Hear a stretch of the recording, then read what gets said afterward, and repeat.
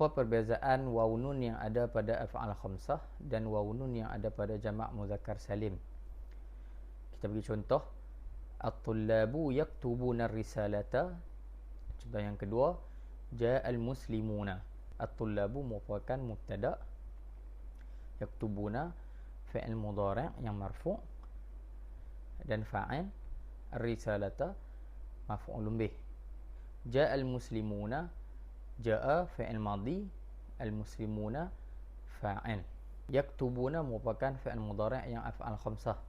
Waw nun yang ada pada kataan yaktubuna, waw di situ merupakan isim dhamir, bukan dhamir. Waw di situ bertugas sebagai fa'il. Manakala nun di sebelahnya merupakan nun alamat rafa'.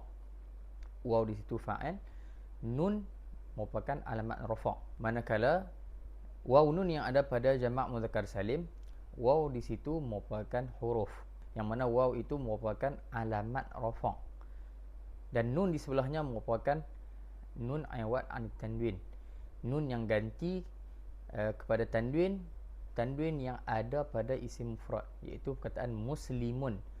Muslimun ada tanwin, ketika jamak tanwin tu diganti dengan nun. Jadi waw dan nun pada af'al khamsah, waw di situ merupakan fa'il, wawul jamaah di situ merupakan fa'il, dan nun di sebelahnya merupakan alamat rafa'. Manakala waw dan nun di dalam jamak muzakkar salim, waw di situ merupakan alamat rafa', nun di sebelahnya merupakan nun iwad an tanwin.